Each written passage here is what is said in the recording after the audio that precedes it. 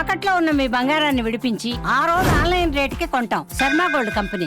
నమస్తే, welcome to Suman TV. నేను పద్మిని. ప్రస్తుతంతో పాటు ప్రముఖ ఆధ్యాత్మికవేత్త, సూర్య ఉపాసకులు, sun spiritual society founder Vikramaditya గారు మనతో పాటు ఉన్నారు. మాట్లాడదాం సార్. నమస్తే సార్. సూర్యోస్మి తల్లి. సార్, ఏంటి ఏమేమి కార్యక్రమాలు చేస్తున్నారు ఈ మధ్య? చక్కటి వైదిక కార్యక్రమాలు చేయటం అనేది మీ నిత్య దైనంద జీవితంలో అదొక భాగం అయిపోయింది కదా. వైదిక జీవితమే వైదిక. ఖచ్చితంగా నిత్యం అగ్నిహోత్రానికి హవిస్సు ఇవ్వటం అనేది అంటే ఖచ్చితంగా ప్రతి ఒక్కరూ చేయాల్సింది. మనం దాన్ని వదిలి వచ్చేసాం అనుకోండి. సో మీ లైఫ్ స్టైల్ మొత్తం మారిపోయింది ఓవర్ అ పీరియడ్. అంటే ఒక 3 years బ్యాక్ నుంచి మనం చూసుకుంటే కంప్లీట్ గా దీంట్లోకి వచ్చేసారు. ఎట్లా ఉంది లైఫ్? ఎక్స్ట్రాడినరీ. రైట్. అయితే కాకినాడలో చేసినటువంటి కార్యక్రమం ఏదైతే ఉందో దాని గురించి నాకు ఒకసారి తెలుసుకోవాలని ఉంది. అది చెప్తారు కానీ, అలాగే అరుణాచలంలో జరిగింది కూడా. అరుణాచలం మహిమాన్వితమైనటువంటి క్షేత్రం.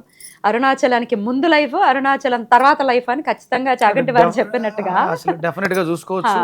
అసలు కాకినాడలో తుఫాన్ ఏదైతే వచ్చిందో భయభ్రాంతులకి గురి చేసింది.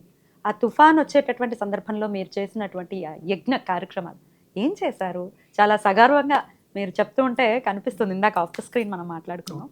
సార్ చెప్పండి, ఏం జరిగింది అసలు? గర్వంగా ఉందమ్మా. అంటే నేను వైదికుడిని, వేదం తెలిసిన వాడిని. నిజంగా అంటే బ్రాహ్మణుడు అంటే వేదం చదివినవాడు బ్రాహ్మణుడు, వేదం చెప్పేవాడు బ్రాహ్మణుడు, వేదం తెలుసుకునేవాడు బ్రాహ్మణుడు, తెలిసేలా చేసేవాడు బ్రాహ్మణుడు. బ్రాహ్మణుడు అంటే అర్థం ఏంటంటే బ్రహ్మజ్ఞానం తెలిసినవాడు బ్రాహ్మణుడు. ఒక ప్రమాదం వస్తుంది అని తెలిసినప్పుడు ప్రమాదాన్ని తప్పించగలిగిన వాడు స్వచ్ఛమైన వైదిక విధానంలో ఉన్నటువంటి బ్రాహ్మణుడే. ఎలాంటి ప్రమాదం నుంచి అయినా దాన్ని కాపాడగలడు, తనని కాపాడుకోగలడు, తన మీద ఆధారపడిన వంటి వాళ్ళని కూడా కాపాడగలడు. అది గర్వంగా చెప్తున్నాను. ఎట్లా, ఏం చేస్తారు అసలు కాపాడటం అంటే? అంటే ఇప్పుడు మీరు అంటే నా గురించి మీకు తెలుసు, నేను ఏం చేస్తానో కాబట్టి మీరు నమ్ముతారు. చూస్తున్నటువంటి సుమన్ టీవీ ప్రేక్షకులు, అంటే సుమన్ టీవీ ప్రేక్షకులు కొంతమందికి నేను బాగా తెలుసు, ఆధ్యాత్మికంగా తెలిసింది చాలా తక్కువ ఉంటుంది. నమ్ముతారా నేను చెప్పేది? నమ్ముతాం. అంటే నువ్వు నమ్ముతావు, వాళ్ళు నమ్మాలి. అంటే నేనేమి మీరు నమ్ముతారని నమ్మి నన్ను మెచ్చి మేకతోలు కప్పుతారని కాదు ఇది నేను చేసింది. కాకినాడ ప్రమాదంలో ఉంది. 26వ తారీఖు నేను కాకినాడ ఒక ఫంక్షన్కి వెళ్ళాను. మా బ్రదర్ వాళ్ళ అమ్మాయి, శ్రీనివాసరెడ్డి గారి అమ్మాయి మౌనిక అని, అమ్మాయిది ఎంగేజ్మెంట్ 26వ తారీఖు. ఆ కార్యక్రమానికి వెళ్ళాం. అప్పటి వరకు బాగానే ఉంది.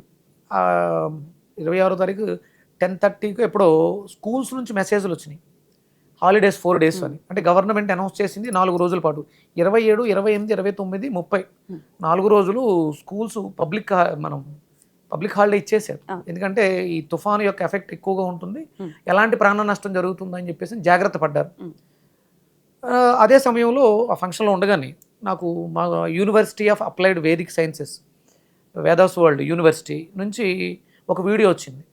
తూర్పుగోదావరి జిల్లా, పశ్చిమ గోదావరి జిల్లా తుఫాను కారణంగా ప్రమాదంలో ఉంది, దీనికి ఎవరైనా ముందుకొస్తే ఈ ప్రమాదం నుంచి మనం తప్పించగలం అని మా యూనివర్సిటీ నుంచి ఒక మెసేజ్. ఇట్లా న్యాచురల్ కెలామిటీస్ నుంచి తప్పించే పరిస్థితి ఉంటుందా? 100%. అంటే ఇక్కడ వేదం అంటేనే సకల సత్య విద్యల పుస్తకం, సర్వకాల సర్వావస్థల యందు సకల సత్య విద్యల పుస్తకమే వేదం. ఇంకా అందులో యజుర్వేదము, అధర్వవేదము, ఋగ్వేదము ఇవన్నీ ఉన్నాయి. అక్కడ నుంచి మాకు ఒక వీడియో చూశాను. వెంటనే నేను యూనివర్సిటీకి మెయిల్ పెట్టాను, ఐఎమ్ రెడీ, నేను ఇక్కడే కాకినాడలో ఉన్నాను, నేను రెడీగా ఉన్నాను. ఎందుకంటే అంతకుముందు అమెరికాలో ట్యాంపాకి ఒక తుఫాన్ రాబోతుందని తెలిసి మా యూనివర్సిటీ నుంచే బోర్డ్ ఆఫ్ డైరెక్టర్స్ వెళ్ళి దాన్ని డైవర్షన్ చేసి వచ్చారు. అది నేను చూశాను వీడియో. అప్పుడు ఆ ప్రమాదం జరగలేదు. వాళ్ళు చెప్పిన ఉధృతి 1000-1200 కిలోమీటర్ల వేగంతో వ్యాప్తి చెందుతుంది, 120 కిలోమీటర్ల స్పీడ్తో గాలులు వేస్తాయి, అంత లేకుండా జరుగుద్ది. దాని స్థాయిని తగ్గించారు అప్పుడు. అంటే ఒకే రోజులో ఒక్కసారి చేస్తేనే. ఇక్కడ మనకి సమయం ఉంది, 27, 28, 29 తీరాన్ని దాటే సమయంలో దాని ఉధృతి మరింత ఎక్కువగా ఉంటుంది. 29 చాలా జాగ్రత్తగా ఉండాలి. 26వ తారీఖు సాయంత్రం ఈ వీడియో నేను చూశాను. 26వ తారీఖు మెసేజ్ పెట్టాను.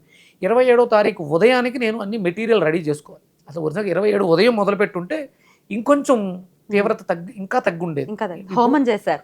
యజ్ఞం, అతివృష్టి నివారణ యజ్ఞం. అతివృష్టి, ఓకే.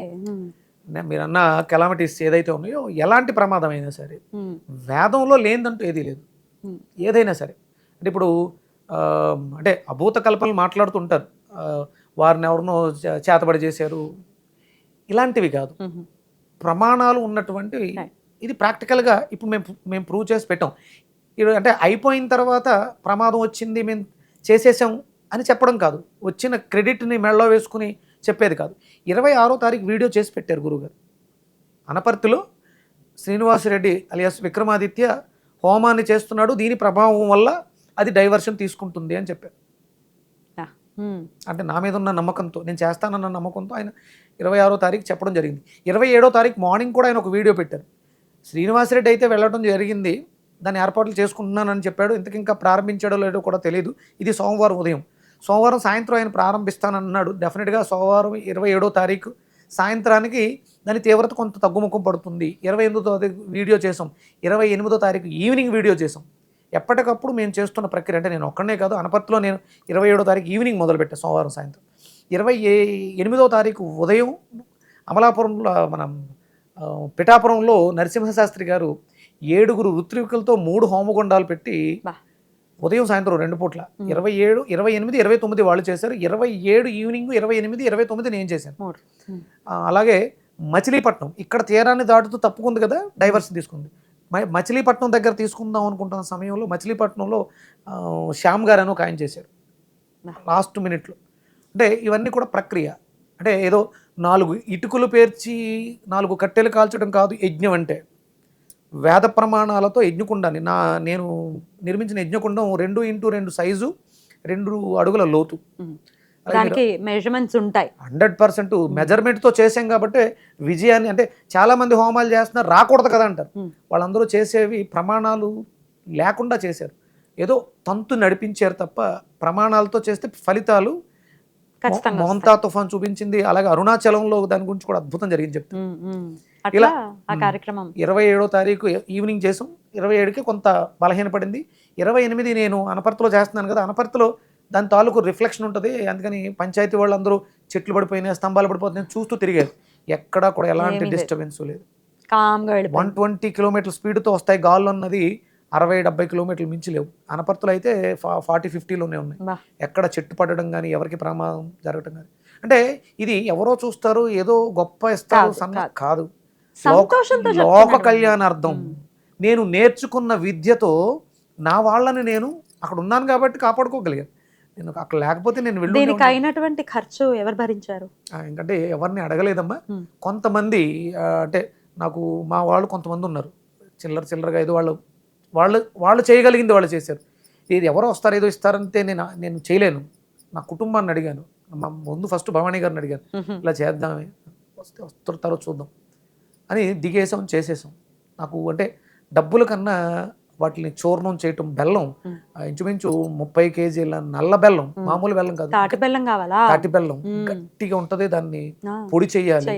30 కేజీల గోధుమ పిండి, అలాగే సుగంధ ద్రవ్యాలు, ఇవన్నీ ఇంచుమించు ఒక 40 కేజీల సుగంధ ద్రవ్యాలు, ఇవన్నీ ముద్దలు చేసి బెల్లంతో తేనెతో ఆవునేతితో కలిపి ఉండలు చేస్తాం.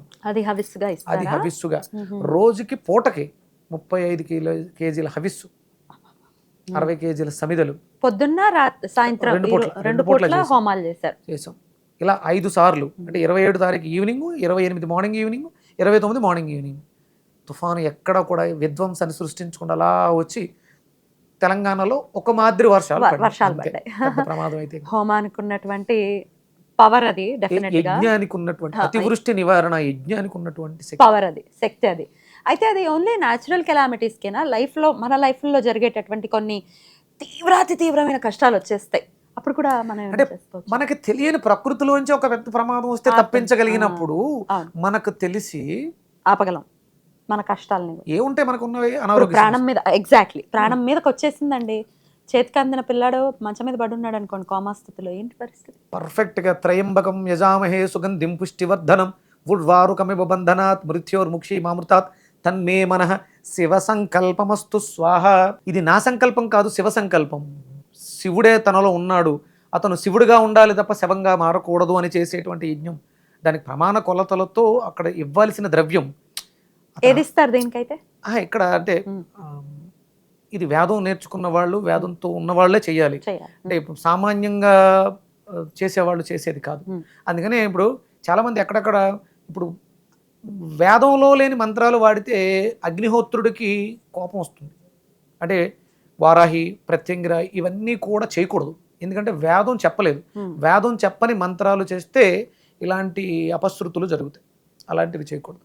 వేదం చెప్పిన, వేదం తెలుసుకున్నవాడు ఆ మంత్రాలను తీసుకొని ఆ మంత్రాలతో చేస్తేనే దాని ఫలితాలు ఉంటాయి. Right right. సో అది వేద పండితులు సామాన్యులు కూడా ఆ మంత్రాన్ని చేసుకోవచ్చు. నేను కంపల్సరీ వేదం నేర్చుకోండి, అందరూ వేదం నేర్చుకోవచ్చు, తెలుసుకోవచ్చు. నీ బిడ్డను బ్రతికించుకోవాలనే తాపత్రయం నీకుంటే నువ్వు గురువుగారితో మాట్లాడితే గురువుగారు హోమం ముందు ఫస్ట్ చేయటం నేర్పించేస్తారు. అందరూ కూడా హోమం చేయడం నేర్చుకోవాలి. నేనేం బ్రాహ్మణుని కాదు, ఇప్పుడు వేదం నేర్చుకున్నాను. నేను స్టార్టింగ్లో ఉన్నానమ్మా, నేను స్టార్టింగ్ స్టూడెంట్ని. నేను 6 months అయింది, కానీ నాకు మంత్రం ఇచ్చారు.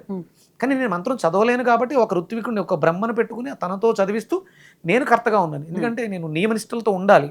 నేను హవిస్సు ఇవ్వాలంటే ఆ నియమనిష్టలతో ఉన్నాను కాబట్టి బ్రహ్మను పెట్టుకుని హవిస్సు తనిస్తూ ఉంటాడు ఆర్జం. నేను పదార్థం ఇచ్చాను, కర్తగా ఉన్నాను. రైట్. ఈ విధంగా చేసుకోవచ్చు. ఏదైనా సరే వేదం ప్రమాణంగా తీసుకుని చేస్తే ఫలితాలు మోంతా తుఫాన్. ఖచ్చితంగా. సూపర్ సార్, చాలా సగర్భంగా ప్రజెంట్ చేస్తున్నారు. తిరుపతిలో ఒకసారి అనావృష్టి వచ్చి వర్షాలు లేవు అన్నప్పుడు వెంకటేశ్వర స్వామి కనిపించినప్పుడు 18 రోజుల పాటు అనావృష్టి నివారణ యజ్ఞం వరుణ యాగం చేశారు. వర్షం పడింది, అది విన్నాం, చూడలేదు. ఇది నేను చేశాను, చూసారు. నేను చేశాను, నేను చేశాను, మీకు చూపించాను. నాతో పాటు ఉన్న వాళ్ళకి, ఆ ఉండలు తయారు చేసిన వాళ్ళకి తెలుసు నేను ఎంత కష్టపడ్డాను, వాళ్ళు ఎంత సహాయం చేశారు. మా వీధిలో పద్మ గారని, సుజాత గారు, విజయ, వీళ్ళందరూ వాటిని చూర్ణాలు చేశారు కాబట్టి ఓహో నిజంగానే మా విక్రమాదిత్య వర్షాన్ని ఆపాడు, తుఫాన్ ఆపాడు. ధర్మో రక్షతి రక్షితః, ఖచ్చితంగా అది రక్షించి తీరుతుంది. అద్భుతం సార్, చక్కటి ప్రయాణంలో ఉన్నారు. ఎప్పటికీ ఇలాగే కొనసాగాలి మీ జీవితం. మీ అందరి అభిలాష, మీ అందరి అభిమానమే నాతో ఈ శ్రీరామ రక్షగా ఉంటుంది. అరుణాచలం గురించి నెక్స్ట్ వీడియోలో మాట్లాడుకుందాం. Okay, thank you sir. నమస్తే. సూర్యోస్మి.